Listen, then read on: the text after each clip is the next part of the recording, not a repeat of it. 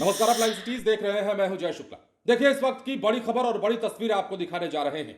और ये तस्वीर है बिहार के कटिहार जिले की, जहां पर आधी रात गोलियों की बौछार कर दी गई है, जहां पर आधी रात जमीन खून से लाल कर दिया गया है और ताबड़तोड़ गोलियां ऐसे मारी गई हैं, इतनी दर्दनाक और खौफनाक मौत दी गई है एक महिला को, जिससे पूरा इलाका कांप गया है।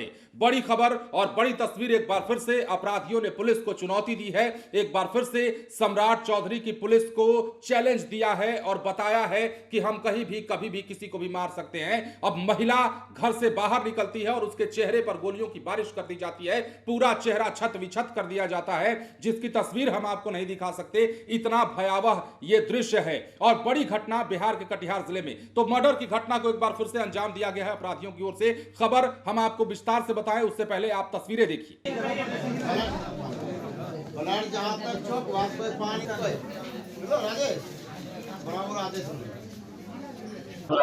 अभी खबर पर आए हुए हैं हम।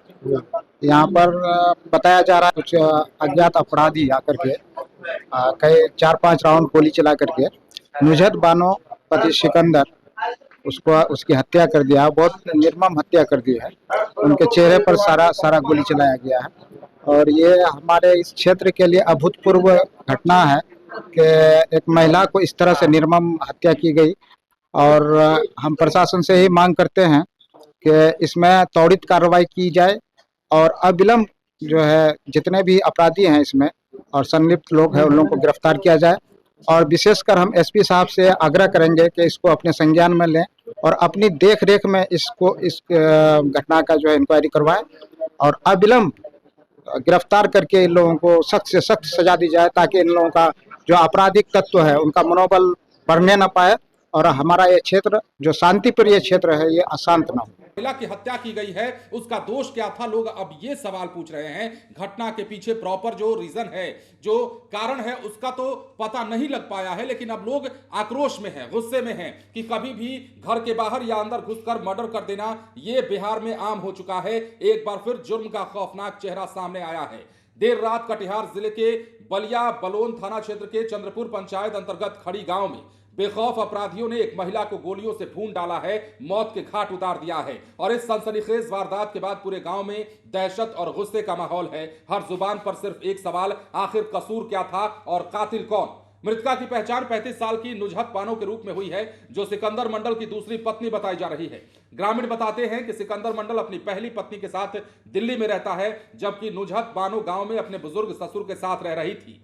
देर रात जब नुजहत बानो घर से बाहर निकलती है, तभी पहले से बदमाश घात लगाकर बैठे होते हैं, ताबड़तोड़ गोलियां बरसा देते हैं। बताया जा रहा है कि 5 से 6 गोली मारी गई है। गोली चलने की आवाज से पूरा इलाका थर्रा जाता है। अंधेरे का फायदा उठाकर अपराधी भाग जाते हैं और खून से लथपथ नुजहत बानो की लाश देखकर लोगों के होश फाख्ता हो जाते हैं। पूरे गांव में इसके बाद मातम पसरा हुआ है।